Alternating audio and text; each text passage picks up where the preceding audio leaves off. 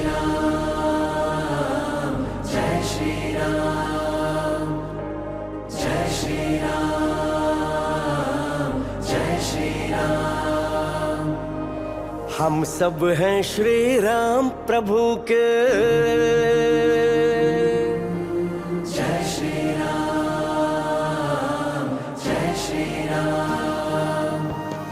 हम सब हैं श्री राम प्रभु के, हम सब के हैं राम।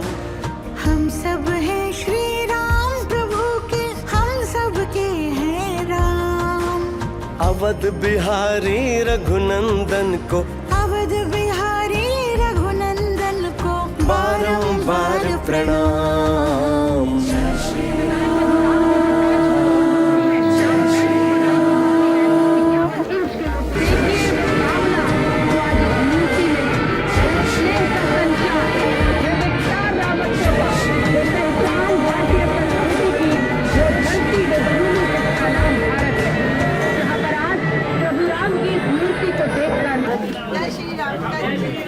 बोले रामचंद्र की।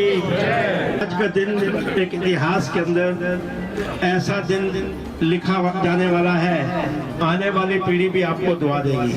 तो जहाँ राम की चर्चा हो वहाँ बैठ के करनी चाहिए, क्योंकि सत्संग जो है कभी भी खड़े होकर के नहीं होता। मैं एज ए वक्ता बोल रहा हूँ, मैं खड़ा हो सकता हूँ। बहुत बहुत धन्यवाद। सर्वप्रथम परमपिता परमात्मा मेरे मर्यादा पुरुषोत्तम भगवान राम को नमन है। प्राय कहते हैं कि राम 14 वर्ष के लिए वनवास गए हैं, लेकिन यदि आप इस विषय के ऊपर गहन अध्ययन करें, वो 14 वर्ष नहीं, वो 514 वर्ष वनवास में रहे। 14 वर्ष के बाद तो आ गए थे, राज तिलक भी हो गया था। प्रथम तिलक वशिष्ठ मुनि की ना, वशिष्ठ मुनि ने उनका प्रथम तिलक किया था। लेकिन कुछ क्योंकि राक्षस प्रवृत्ति कभी भी खत्म नहीं होती है। कहते हैं तुलसीदास ने बड़े सुंदर शब्दों में लिखा है, कुमति सुमति सबके उड़ रहे हैं। तो आज भी राक्षस प्रवृत्ति के लोग संसार में बसे हुए हैं। निरंतर हमारी आस्था को ठेस पहुंचाने के लिए 500 वर्ष मन आज तो गदगद है। लेकिन यदि जब आप बैठ के अपने बच्चों को बताएंगे कि मेरा राम 500 वर्ष टेंट के अंदर रहा, क्या अनुभूति, क्या अनुभव बच्चों के मन में उतारेंगे हम। खैर, हमें ईश्वर का, क्योंकि ईश्वरी कार्य ईश्वर स्वयं करता है, उसका आभार प्रकट करना होगा। संत तुलसीदास जी की जो तुलसीकृत रामायण है, उसमें जब माँ पार्वती को शिव इस राम तत्व के बारे में, राम कथा के बारे में बता रहे थे, सिया राम मैं सब जग जानी, करूं प्रणाम जोर जुग पानी। बड़ी सुंदर चौपाई है। पार्वती को कह रहे हैं शिव, सिया राम में सब जग जानी, सारा संसार, सारा ब्रह्मांड जो है वो सिया राम में है। आज सिद्ध हो गया है। 205 देशों में से 100 देशों के अंदर आज दीपोत्सव मनने जा रहा है। ये हमारे लिए गर्व की बात है, विशेषकर क्योंकि राम किसी विशेष वर्ग का नहीं है, किसी विशेष धर्म का नहीं है, वो मानव जाति का, पूरे ब्रह्मांड का है। तभी तो कहा है सिया राम में सब जग जानी, पूरा जग ही सिया राम में है। ये उन्होंने सिद्ध कर दिया है। जहां तक राम का प्रश्न है, राम कौन है, राम का वास्तविक यदि आप अभिप्राय जानना चाहते हैं, संस्कृत की 2 धातु रम और घम, इन दोनों के मिश्रण से राम बना है।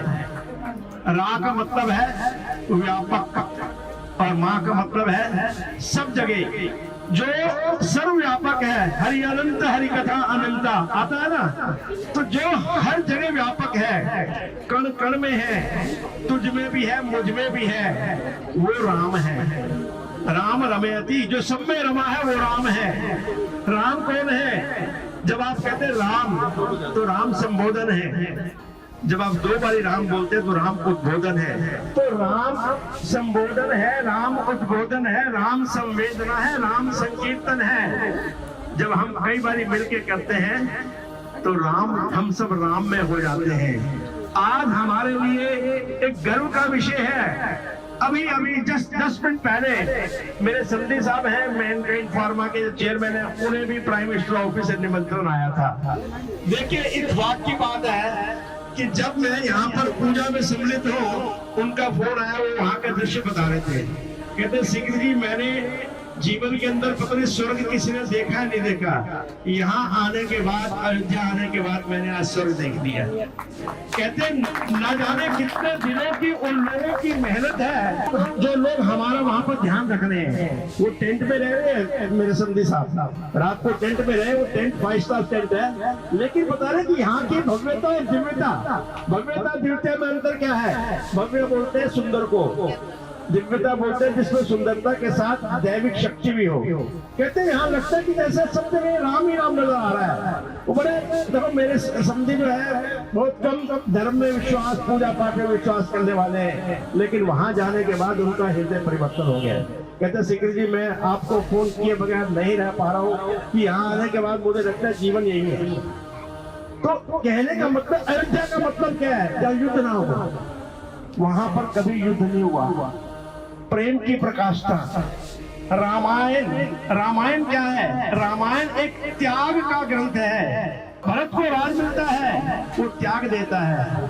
लक्ष्मण को अयोध्या में रहने का मौका मिलता है, वो त्याग देता है, राम के साथ जाता है। सीता शक्ति स्वरूपा राम के साथ जाती है। और राम ने जीवन में जन्म क्यों लिया?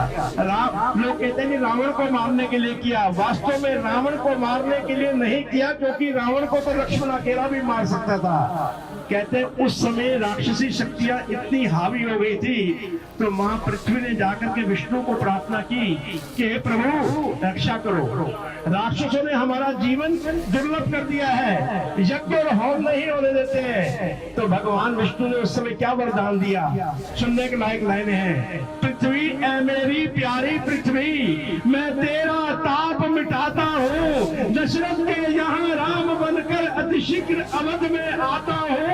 भक्तों अब तुम निश्चिंत रहो, अब तुम्हें न कोई भय होगा, ये धरणी होगी धराधाम, धरणी धर का अभिनय होगा। सुन सकते नहीं कान मेरे, अत्याधिक पुकार अधीनों की, ये पृथ्वी होगी वीरों की, पृथ्वी न होगी हीरों की। तो ये था वरदान। उन्होंने यहाँ राक्षसों को मारने के अतिरिक्त, क्योंकि उस समय इसमें शब्द है ताप, मैं तेरा ताप मिटाता हूँ। ताप क्या है? ताप कहते हैं ग्लोबल वार्मिंग। आज जो पर्यावरण असंतुलित हुआ है उसका भी एक कारण था। योगीराज कृष्ण ने भी इसीलिए जन्म लिया। लोग बाल्यकाल में स्कूल जाते हैं, योगीराज युवावस्था में स्कूल गए थे। बाल्यकाल में कहा है? वनों में, वृंदावन, मधुबन, निधिवन, गोवर्धन, बनीवन, सब जगह। क्यों? गौ रक्षक के लिए, गौ की रक्षा के लिए।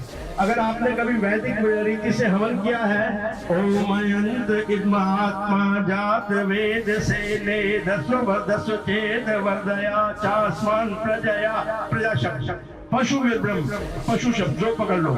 उन्होंने प्रजा मीन्स नेक संतान। हमारा फर्ज बनता है, हम हिंदू हैं, हमें वेदों का ज्ञान है, हमें शास्त्रों का, उपनिषद का, नीतियों का ज्ञान है। नेक संतान उत्पन्न करनी चाहिए, संस्कारी संतान। और उसमें शब्द है पशु, पशु का मतलब गौ, काऊ।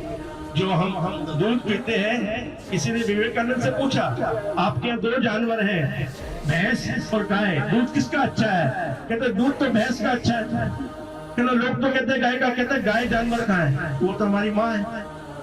तो ये हमारे मन के अंदर भाव होने चाहिए। आज आपने आयोजन किया, कर्म कांड किया, पूजा की, हवन किया, यज्ञ किया, बच्चों को संस्कार दिए, लेकिन वास्तविक संस्कार तब होंगे हमारा युवा, जो हमारा 65% देश की आबादी है, जिसकी आयु 35 साल से नीचे है, उसको अगर आप संस्कारवान बनाएंगे। संस्कारवान कैसे बनाएंगे? उसको हमें ग्रंथों की ओर ले जाना होगा। ये रामायण कोई साधारण ग्रंथ नहीं है, ये तुलसीकृत रामायण। देखो मैंने काफी अध्ययन किया है, लेकिन तुलसीकृत रामायण एक ऐसा ग्रंथ है जिसमें निराकार और साकार दोनों रूप की बात होती है। इतना सुंदर और सरल भाषा में है, अवधि भाषा। यानी आप कह सकते हो आधी से ज्यादा हिंदी आप खुद ही समझ सकते हैं। एक एक चौपाई एक एक मंत्र के बराबर है। सिया राम में सब जग जानी, करहूं प्रणाम, जोर जुग पानी, उमा कहूं मैं, अनुभव अपना सत हरि भगति, जगत सब सपना बिनु सत्संग, विवेक न होई राम कृपा बिनु, सुलभ न सोई। कितनी सुंदर चौपाइयां हैं। अंत में राम शब्द के ऊपर उन्होंने कहा राम नाम सुंदर कर तारी। कर बोलते हाथ को, तारी बोलते ताली को। राम का नाम एक सुंदर ताली है। संशय विहग उड़ावन हारी। संशय रूपी विहग कहते पक्षी को। संशय रूपी पक्षी को उड़ाने के लिए राम नाम रूपी ताली अगर आप बजाएंगे तो आपके मन के संशय दूर हो जाएंगे। राम नाम सुंदर करतारी, संशय विहग उड़ावन हारी, राम कथा के कई अधिकारी। आज जितने भी यहाँ बैठे हैं, क्योंकि बहुत से अभागे घर में सोए पड़े हैं ठंड के मामले में, बहुत से हैं, क्योंकि ईश्वर कृपा हर व्यक्ति पर नहीं होती है। राम कथा के कई अधिकारी, जिनके सत्संगत अति प्यारी। जिसको सत्य का संग है उसको राम कथा नसीब होती है। तो ये आज सारे भाग्यशाली हैं। आज पूरा का पूरा देश इस समय राम में है। तो आप सब इस आज के इस पावन और पवित्र आपने बहुत ही सुंदर काम किया है। और ये जो मंदिर की स्थापना की है, ये हमारी सभ्यता, हमारी संस्कृति, हमारे त्योहार, ये सब बच्चों को याद दिलाएंगे। तो ये तो आपने भी इनको टेंट में ही बिठाया देखा जाए तो, लेकिन यहाँ 500 वर्ष होने वाले नहीं है। क्योंकि ईश्वर कार्य ईश्वर स्वयं करता है और कोई मुश्किल नहीं है, कोई सरकार भी नहीं रोक सकती आपको। ठीक है, मैं आपको आश्वासन देके जा रहा हूँ। अनिल बच्चा अपना कहाँ है अभी? ये आपकी कॉन्स्टिट्यूंसी का पार्षद था, पार्षद है, पार्षद रहेगा। ये आपको आश्वासन देके जा रहा हूँ। अगर राम मंदिर आप लोगों से नहीं बना तो जो भी आपको परमिशन चाहिए होगी हम दिलवाएंगे, क्योंकि राम का काम कोई नहीं रोक सकता। आप जो आंधी है, आप आंधी को रोक नहीं सकते, भूचाल को रोक नहीं सकते। तो राम नाम जो है ना, ये आंधी है, इसको कोई नहीं रोक पाएगा। बड़े भाव से आपने प्रभु को यहाँ पर, क्योंकि मैंने पढ़ा विग्रह, एक जगह लिखा था मूर्ति। कभी भी मूर्ति शब्द इस्तेमाल मत करना, क्योंकि जो हमारे ठाकुर के लिए जो शब्द इस्तेमाल होता है, क्योंकि हर चीज की एक मर्यादा होती है। तो मर्यादा को, भगवान को मर्यादा पुरुषोत्तम को कहा गया है, क्योंकि कई अगर उन्हें वनवास में ना भेजती, वो जाकर के रावण का वध ना करते। रावण के वध के बाद मंदोदरी ने बोला, हे विभीषण, मैं उस व्यक्ति को देखना चाहती हूँ जिसने ऐसे व्यक्ति को मारा जो चारों वेदों का ज्ञाता है, महाबलवान है, जिसकी लंका ही सोने की है और वेदों का ज्ञाता है, ज्ञानी है। ऐसे व्यक्ति को कैसे कोई मार सकता है? तो कहती है, भाभी आप जाओ, आपको कोई नहीं रोकेगा। जब गई तो भगवान राम ने पीछे से देखा किसी महिला की परछाई आई है। बोले, माते प्रणाम। मंदोदरी रुक गई, बस अब मुझे इस व्यक्ति की शक्ल नहीं देखनी है। जो व्यक्ति परछाई देख करके मुझे माँ कह के पुकार रहा है, इससे बड़ा चरित्रवान व्यक्ति क्या हो सकता है? एक मेरा पति था, मैं मंदोदरी विश्व की 5 सुंदरियों में से एक थी। मेरे से खूबसूरत और कोई महिला नहीं थी विश्व के अंदर। 5 महिलाओं में से मुझे छोड़ करके इसने एक बनकल में वनवासी महिला को पसंद किया और जबरदस्ती उसको उठा के ले आया। इसके चरित्र ने इसको मारा है, ना कि इसको राम ने मारा है। प्रणाम करके राम के चरणों में बोले, अब मुझे पता चला। तो इसलिए वो वहां से मर्यादा पुरुषोत्तम राम बन के वापिस आए। अगर के कहीं ना भेजती उन्हें वनवास में, तो मर्यादा पुरुषोत्तम राम गए थे और राम ही आते हैं। तो ऐसे मर्यादा पुरुषोत्तम के चरणों में नमन। ओम आपदाम प्रणतारम दातारम सर्वसंपादम लोकाभिरामम श्री रामम वियो वियो नमाम्यहम्। रामाय रामभद्राय रामचंद्राय मानसे रघुनाथाय नाथाय सीताय पते नमः। नीलाम्बुज श्यामल कोमलांगम सीता समारोपित वामभागम पाणो महासायक चारु चापम नमामि रामं रघुवंशनाथम। ओम अंजनी सुताय विद्महे वायुपुत्राय धीमहि तन्नो हनुमत् प्रचोदयात्। भाई साहब कह रहे थे सुनी जी की मेरा परिचय ये है जी, मैं इस शहर का पैदाइशी हूँ। 70 साल पहले हमने 9वीं क्लास तक युवा बच्चे जरूर सुने। मुझे 9वीं क्लास तक पता नहीं थी चप्पल क्या होती है, शूज क्या होते हैं। नंगे पांव रहते थे और एक टाइम खाना मिलता था, वो भी अधूरा। और गरीबी देखी, फिर मैट्रिक की, सरकारी नौकरी लगी, फिर यूपीएससी के थ्रू भारत सरकार में गए, फिर किसी पब्लिक सेक्टर में गए, फिर किसी प्राइवेट सेक्टर में गए। 27 साल पहले ईश्वर की कृपा से मैं उद्योगपति बन गया। आज मैं 10 कंपनियों को चलाता हूँ, साल के अंदर 2000 करोड़ का बिजनेस भी करता हूँ, लेकिन अपनी धरा को नमन करके जमीन पे रहता हूँ। ये मेरा परिचय है। बाकी मैं भाजपा के अंदर मेरे पास कई पद है, हरियाणा सरकार में मेरे पास कई पद है और बहुत सारी सामाजिक संस्थाओं के साथ जुड़ा हूँ, लेकिन मैं अपनी धरती से जुड़ा हूँ। ये मेरा वास्तविक परिचय है। हमारे ग्रंथों के अंदर हास्य और व्यंग का भी जिक्र है, तो उदासीनता से नहीं रहना चाहिए। किसी ने कहा गालिब से कैसे हो, कहना जिंदगी में गम है, गम में दर्द है, दर्द में मजा है और मैं मजे में हूँ।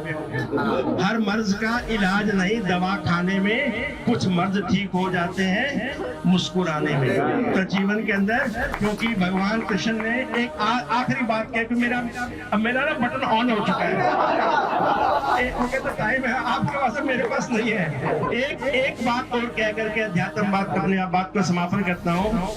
पूरा का पूरा गीता का जो 18 अध्याय है, उसका पहला अध्याय अर्जुन का रोना और धोना है, उदासीनता। He talks about the depression, बिल्कुल डलनेस। दूसरे अध्याय का 9 श्लोक तक भी अर्जुन का रोना धोना है, सिर्फ अर्जुन बोलता है। पूरे पहले अध्याय में सिर्फ पहला जो श्लोक है धर्म क्षेत्र कुरुक्षेत्र, उसके सिवा बाकी सारा अर्जुन का रोना धोना है। दूसरे अध्याय के 9 श्लोक तक भी रोना धोना है। दूसरे अध्याय के 10वें श्लोक में योगीराज भगवान कृष्ण क्या बोलते हैं, तम उवाच ऋषिकेश प्रसन्न भारता। हे अर्जुन, युद्ध के मैदान में मेरी बात को प्रसन्नचित होकर के सुन।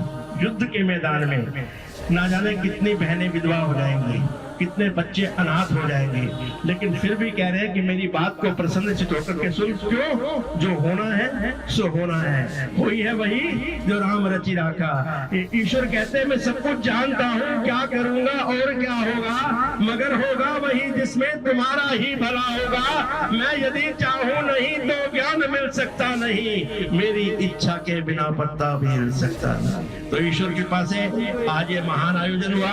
सभी को साधुवाद, सभी को जय सिया राम। सब लोग यहाँ जाते हैं, ऐसा नहीं है सब मंदिर में भगवान है, लेकिन एक हमारे पूजा होती है स्थान देवताभ्यो नमः। तो स्थान देवता ना होने की वजह से आप लोगों को जो कष्ट मिलते हैं, वो जिसका आपको कोई कारण नहीं मिलता, उसका कारण स्थान देवता का स्थापित के लिए जो प्रॉमिस श्री सीकरी साहब ने दिया है और जो भाई अनिल जी ने आश्वासन दिया है, मैं अपनी ओर से और अपने बड़े लोगों की ओर से और पूरे सेक्टर की ओर से हाथ जोड़कर सर आपका आभार। हम सब हैं श्री राम प्रभु के, जय श्री राम, जय श्री राम। हम सब रखवारे जब बरचन लागे, मुश्किलहार हनक जब लागे, न्याय पुकारे केशव, मन उदार जुबराज। सुन नंदन को, अवध बिहारी रघुनंदन को बारंबार प्रणाम। जय श्री राम, जय श्री राम, जय श्री राम, जय श्री राम। ऊंच नीचे या छोटे बड़े का कोई भेद न माना, सबसे किया समान प्रेम, सबको एक जैसा जाना।